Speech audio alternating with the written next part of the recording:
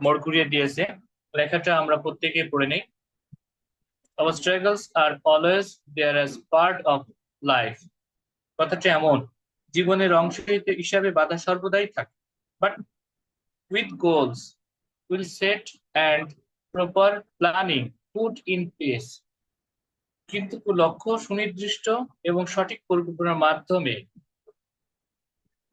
a committed hard working discipline FLP, যা শব্দের অর্থ আছে যে কিন্তু লক্ষ্য সুনির্দিষ্ট এবং সঠিক পরিকল্পনার মাধ্যমে একজন প্রতিশ্রুতিবদ্ধ পরিশ্রমী ফরএভার লিভিং প্রোডাক্টস এর সাথে যুক্ত ফরএভার লিভিংস এর ওনার বা distributor will always emerge successful and accomplished, যে কিনা অবশ্যই তার সর্বদা সফল এবং সফল হয়ে উঠবেন ইনশাআল্লাহ।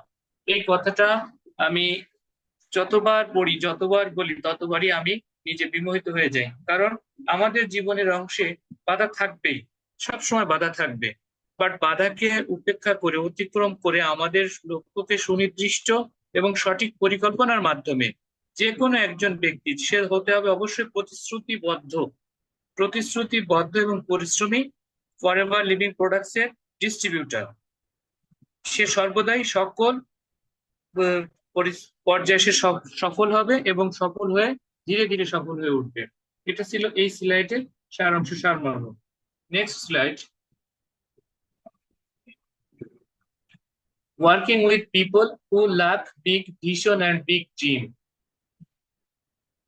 যে কোনো মানুষের সে যখন তার ভিশনটাকে সে বড় করে দেখে এবং তার স্বপ্নটাকে অনেক বড় করে দেখে এবং সেই স্বপ্নটাকে বড় করে দেখা এবং ভিশনটাকে বড় করে দেখা, এটা নিমিত্তে সে যখন যে কোনো লোক কাজ করবে তখন তার সাকসেস অবধারিত। আমরা আসলে সাকসেস নিয়ে অনেকে চিন্তা করি, বাট এখানে আমাদের ভিশনটা ক্লিয়ার না, আমাদের ভয় ক্লিয়ার থাকে না, বাট আমাদের সাকসেস হওয়ার জন্য যে ড্রিম বা গোল সেটা সেট আপ করা থাকে না, যার কারণেই আমরা শুধু পরিশ্রম করে যাই, বাট আমরা সাফল্যের দ্বার প্রান্তে পৌঁছাতে পারি না। আসলে আমরা বইয়ের একটা কথা পড়ছি ছোটবেলা থেকে, যে পরিশ্রমই সৌভাগ্যের চাবিকাঠি। আসলে এই কথাটা এতটাই ভুল যে আমি নিজে পরে বুঝতে পারছি কথাটা এমনই হবে, যে সুপরিকল্পিত বুদ্ধিদীপ্ত সুপরিকল্পিত পরিশ্রমী সাফল্যের মূল চাবিকাঠি। বাট আমি পরিশ্রম করলাম, বাট সেখানে কোনো পরিকল্পনা নাই, সেখানে কোনো বুদ্ধি নাই, এবং সেটাকে সঠিক প্রয়োগের জন্য প্ল্যাটফর্ম থাকতে হবে। এই তিনটা জিনিসের সমন্বয়ে যদি কোনো ব্যক্তি পরিশ্রম করে, যদি কোনো পিপল পরিশ্রম করে, তাহলে সাফল্য অনিবার্য অনিবার্য অনিবার্য। আর অন্যথায় একজন রিক্সাওয়ালা, একজন সবজিওয়ালা, সে 40 বছর ধরে সবজি বিক্রি করতেছে, একজন রিক্সাওয়ালা সে 35 বছর ধরে রিক্সা চালাচ্ছে, বাট তার কিন্তু সে একই জায়গায়। বাট পরিশ্রমই যদি সাফল্যের চাবিকাঠি হতো, তাহলে এই সবজিওয়ালা এবং রিক্সাওয়ালা এই দুজন ব্যক্তির পরিশ্রমের শীর্ষে থাকতো এবং তাদের নাম স্বর্ণ অক্ষরে লিখিত থাকতো। তো যাই হোক, পরিশ্রমের মূল চাবিকাঠি হলো কি, সুপরিকল্পিত বুদ্ধিদীপ্ত এবং সঠিক একটা প্ল্যাটফর্ম থাকতে হবে, এবং সেই প্ল্যাটফর্মকে পরিকল্পনা মাফিক পরিশ্রম যখন আমরা করব, তখন আমরা অবশ্যই সফল হব। আর ইনশাল্লাহ ইতিমধ্যে আমরা এখানে যারা উপস্থিত হয়েছে, আমরা চমৎকার একটি প্ল্যাটফর্মে দাঁড়িয়ে আছি এবং আমরা ডায়াসে দাঁড়িয়ে সম্বর্ধনা পাওয়ার অপেক্ষায় আছি। Next line.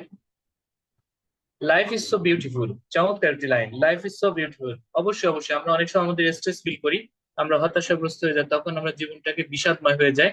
আসলে জীবনটা কখনোই বিষাদময় নয়। Life is so beautiful. One day, 1 hour, 1 minute will never come again. আমরা যদি এভাবে একটু ভেবে দেখি, আমাদের জীবন থেকে একটি দিন, একটি ঘন্টা, একটি মিনিট যা আমরা অতিবাহিত করতেছি, সেই দিনগুলো, সেই মিনিটগুলো, সেই ঘন্টাগুলো জীবনে আর কখনোই ফিরে আসবে না। তাহলে so just forget all problems. তাই আমাদের সকল প্রবলেমস কে এক্ষুনি ভুলে যেতে হবে অ্যান্ড বি হ্যাপি, এবং অলওয়েজ টাইম আমাদের হ্যাপি হতে হবে। কারণ সৃষ্টিকর্তা আমাকে আপনাকে যে অবস্থায় রেখেছেন না কেন, সেই অবস্থাকে আমরা অবশ্যই বলি কি আলহামদুলিল্লাহ। আলহামদুলিল্লাহ এই কথাটা বলি, বাট আসলে কখনো কি আমরা নিজেকে নিজেরা হ্যাপি ভাবতে পারি যে আল্লাহ তাআলা এটা চেয়েছেন, বিদায় হয়েছে, অতএব আমার অসুবিধা কোথায়? এখানে আমি আর একটা লাইন বলি, যে লাইনটা আমি 2 দিন গানের মতো গিয়েছিলাম। সেই লাইনটা এরকম: ভাবনার যিনি ভাববেন তিনি আমাকে নিয়ে, আমি ভাববার কে, আমি ভেবে কি করবোটা কি। কথাটা আমি যখন শুনছিলাম তখন থেকে আমি 2 দিন এই কথাটা উল্লেখ করে আলোচনা মানে নিজে নিজেকে মানে গুনগুন করে শুনেছিলাম। ভাবনার যিনি, আমাকে নিয়ে ভাবতেন তিনি, আমি ভেবে করবোটা কি। আসলে আমি আপনি আমাকে নিয়ে ভেবে দুশ্চিন্তা করে বা স্ট্রেস বাড়িয়ে আমরা কিছুই করতে পারি না। তাই কিছু যখন করতে পারি না, তাহলে আমাদের সকল কিছু ভুলে যেতে হবে। So just forget all problems. তাই আমাদের সকল সমস্যাটাকে ভুলে যেতে হবে অ্যান্ড বি হ্যাপি। এবং আমরা প্রতিটা দিন, প্রতিটা ঘন্টা এবং প্রতিটা মিনিটকে আমরা হ্যাপি মোমেন্টে কাটাবো এবং আমরা সুখী হওয়ার চেষ্টা করবো ইনশাল্লাহ। তাহলে আমাদের ভিতর থেকে স্ট্রেস দূর হয়ে যাবে। আর স্ট্রেস দূর হয়ে গেলে আমাদের সবকিছুই পজিটিভ পজিটিভ পজিটিভ। তাহলে অল টাইম পজিটিভ থাকতে হবে। All is well, all is well, all is well. আমাদের সবকিছু মনে রাখতে হবে যে সর্বদাই আমাদের যা কিছু ঘটে যাচ্ছে তার সঠিক। দেখেন, চমৎকার একটি কথা, পাখি কখনো ডাল ভেঙে পড়ে যাওয়ার ভয় করে না। কারণ কি? পাখি সেই গাছের উঁচু গাছের মগ ডালের কোনো একটা চিকুন ডালে বসে থাকে। আর সে ওই ডালটা ভেঙে যাওয়ার কখনো ভয় করে না। কারণ তার বিশ্বাস ওই ডালের উপরে নয়, তার বিশ্বাস তার নিজের কনফিডেন্সের উপর, তার নিজের ডানার উপরে, তার নিজের ফেদারের উপরে। তাই জীবনে চলার পথে নিজের উপর বিশ্বাস রাখো, অন্যের কারোর উপর নয়। আমরা প্রত্যেকে নিজের বেস্ট দেব এবং সবচেয়ে বেস্ট এতটাই দেব যে না, আমরা আমাদের প্রত্যেকের জায়গা থেকে বলবো যে না, আমি আমার সেরাটা দিয়েছি। আজকের দিনে আমি আমাকে আমার সেরাটা দিয়েছি। এইটাই যদি দিতে পারি, হয়তো আমরা আহ খুব স্বল্প সময়ের মধ্যে নয় বা সংক্ষিপ্ত সময়ের মধ্যে নয়, বাট আমরা একটা দীর্ঘ সময়ের ভিতরে আমরা সফল হব। কারণ আমাদের কনফিডেন্স লেভেলটা নিজেদের উপরে। আশিক ভাই একটু খেয়াল করবেন, কারো কাছ থেকে মানে আনপিচ হয়ে গেছে। চমৎকার একটি line, life change your thinking, change your. কোথায় এই গাছটি জন্ম? আশিক ভাই একটু সাইনবোর্ড দেখবেন। আমরা যে কোনো পরিস্থিতিতে থাকি না কেন, আমরা আমাদের যদি চিন্তার পরিবর্তন করতে পারি, তাহলে আমাদের জীবনের পরিবর্তন অনস্বীকার্য। আমরা যে জায়গা থেকে থাকি না কেন, জায়গাটা কোনো বিষয় না, কোনো ম্যাটার নয়, কিন্তু সেই জায়গাটায় আমরা পরিবর্তন আনতে পারি। যেমন দেখেন, এই রাস্তাটার ভিতরে একটা ফাটল এবং সেখানে কি হয়েছে, একটা বীজ আটকে পড়ে গেছে যে কোনো কারণবশত। সেই বীজটা যখনই ফাটল পেয়েছে, তখনই ফাটল থেকে বীজটা কিন্তু অঙ্কুরিত হয়েছে। এবং সেই অঙ্কুরিত বীজের ভিতরে আপনার পাতা আসছে, ফুল আসছে এবং নেক্সট হয়তো ফলও আসবে। তার মানে কি? সে চেষ্টা করছে এখানে অঙ্কুরিত হওয়ার জন্য। ওই পাথরের ভিতরে থেকেও সে চেষ্টা করছে অঙ্কুরিত হওয়ার জন্য। এবং কিছুটা পানি, কিছুটা সূর্যের আলোকে সে কিন্তু অবশ্যই অঙ্কুরিত হতে পারছে এবং বেশ বীজটা বারংবার চেষ্টা করছে এই পরিবেশে আমাকে অঙ্কুরিত হতেই হবে, আমাকে মাথা তুলে দাঁড়াতেই হবে। তার ফলশ্রুতিতে আমরা দেখতে পাচ্ছি যে না, চমৎকার একটি গাছ এখান থেকে চলে আসছে। আমার স্ক্রিনটা সবাই একটু পড়বেন। এটা সূরা আল ইনশিরাহ থেকে নেওয়া এবং এখানে কয়েকটা আয়াতের বাংলা সেরকম। আমি আমার আলোচনাকে সম্মুচিত করছি। তিনি আল্লাহ তাআলা বলছেন, নিশ্চয়ই কষ্টের সাথে স্বস্তি রয়েছে। আল্লাহ তাআলার ওয়াদা, নিশ্চয়ই কষ্টের সাথে স্বস্তি রয়েছে। নিশ্চয়ই কষ্টের সাথে স্বস্তি রয়েছে, এটা 2বার উল্লেখ করা হয়েছে। অতএব যখন অবসর পান, আপনি পরিশ্রম করুন এবং আপনার পালনকর্তার প্রতি মনোনিবেশ করুন। চমৎকার একটি কথা যে না, আপনি যখনই একটু কাজের অবসর পান তখনই কিন্তু আপনি পরিশ্রম করুন। আপনি যখনই সময় পান তখনই পরিশ্রম করুন এবং আপনার পালনকর্তার প্রতি মনোনিবেশ করুন। আল্লাহ তাআলা আরো একটা কথা বলছেন সূরা বাকারার 153 নম্বর আয়াতে, হে মুমিনগণ, তোমরা ধৈর্য ও নামাজের মাধ্যমে সাহায্য প্রার্থনা করো। 2টা জায়গা বলছে, একটা হচ্ছে ধৈর্য ও নামাজের মাধ্যমে সাহায্য প্রার্থনা করো। নিশ্চয়ই আল্লাহ ধৈর্যশীলদের সাথে রয়েছে। এবং আমরা এখানে ধৈর্য ধারণ করেই কিন্তু আমরা সামনের দিকে এগোবো এবং আমরা অবশ্যই অবশ্যই অবশ্যই কামিয়াবি হবই হব। সততার মাধ্যমে দিয়ে দিয়ে অন্যকে উপকার করার মধ্য দিয়েই আমরা এখানে কামিয়াবি হবই হব ইনশাআল্লাহ। আল্লাহ তাআলা সূরা বাকারার 152 নম্বর আয়াতে আরেকটা কথা বলছে, সুতরাং তোমরা আমাকে স্মরণ করো, আমিও তোমাদেরকে স্মরণ রাখবো, এবং আমার কৃতজ্ঞতা প্রকাশ করো, অকৃতজ্ঞ হয়েও না। আমরা যে কোনো সময় আমরা আল্লাহ তাআলার কৃতজ্ঞতা প্রকাশ করব এবং তার কৃতজ্ঞতা এতটা বেশি প্রকাশ করব। কারণ দেখেন, আমি আপনি প্রতিদিন বেঁচে আছি, বাট আমরা এই শহরে, ঢাকা শহর দূষিত শহরের তালিকায় শীর্ষে উঠে যায়। আমরা যে খাদ্য খাবার খাচ্ছি, সার, কীটনাশক, chemical, formalin, herbicide, pesticide, carbohydrate, এরকম কার্বোহাইড্রেট পাউডার, সরি কার্বোহাইড্রেট বলছি, এরকম অসংখ্য বিষের ভিতরে থেকে আমরা যে পানিটা খাচ্ছি বিষ, আমরা যে ফ্রুটসটা খাচ্ছি বিষ, ভেজিটেবল খাচ্ছি বিষ, যে অক্সিজেনটা গ্রহণ করতেছি বিষ, এর মধ্যে ভিতরে আল্লাহ তাআলা আমাদেরকে যে বাঁচিয়ে রাখছেন, আল্লাহ সুবহানাহু ওয়া তাআলার এই এক বিশেষ রহমত কৃপা আমার আপনার উপরে। তার এই বিশেষ রহমত এবং কৃপার যদি আমরা কৃতজ্ঞতা স্বীকার না করি, অবশ্যই আমরা অকৃতজ্ঞতা কাতারে পড়ে যাব। আল্লাহ তাআলা নিজেই ঘোষণা করছেন যে কৃতজ্ঞতা প্রকাশ করো, আমার কৃতজ্ঞতা প্রকাশ করো, অকৃতজ্ঞতা অকৃতজ্ঞ হয়েও না। অতএব আমরা সকল পরিস্থিতিতে তার কৃতজ্ঞতা প্রকাশ করব। এবং জীবনে সফল হওয়ার জন্য আমরা তিনটা জিনিসকে খুব করে খেয়াল করব। আমরা এই তিনটা জিনিসকে যদি মেনে নিতে পারি, আমরা তিনটা জিনিসকে যদি অভ্যাসে পরিণত করতে পারি, এই স্লাইডের এই তিনটা জিনিস, তাহলে অবশ্যই অবশ্যই আমাদের লাইফের চেঞ্জ আসবেই আসবে। আমাদের স্বপ্ন পূরণ হয়ে হবেই হবে। এবং পৃথিবীতে 5% পিপল রয়েছে যারা তাদের জীবনে তারা সাকসেস, তারা স্ব স্ব স্থান থেকে তারা সাকসেস বা সাফল্য এর কাতারে শীর্ষে রয়েছেন। তারা কিন্তু কখনোই কমিটমেন্টটাকে মিস্টেক করেনি। তারা প্রথম করছে কমিটমেন্ট, তারা প্রতিশ্রুতিবদ্ধ, অলওয়েজ টাইম তারা প্রতিশ্রুতিবদ্ধ। সেকেন্ড টাইম তারা কি ছিল, টাইম ম্যানেজমেন্ট, তারা সময়কে মেনটেন করছে এবং কি করছে, টাইমটাকে লেভারেজ করছে। এই যখন আমি আপনি টাইমটাকে লেভারেজ করতে পারবো, তখনই আমাদের কিন্তু সাফল্য অনস্বীকার্য হয়ে যাবে। এবং সাথে সাথে কি হয়েছে, হার্ড ওয়ার্ক। নাম্বার থ্রিতে রয়েছে হার্ড ওয়ার্ক।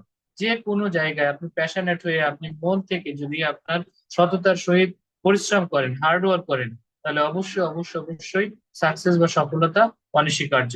তো আমরা কি শিখলাম, যে আমাদের সফলতা হতে গেলে, আমাদের সাকসেস হতে গেলে আমাদের তিনটা জিনিস খুব গুরুত্বপূর্ণ। একটা হচ্ছে আমাদের কমিটমেন্টটাকে ঠিক রাখতে হবে।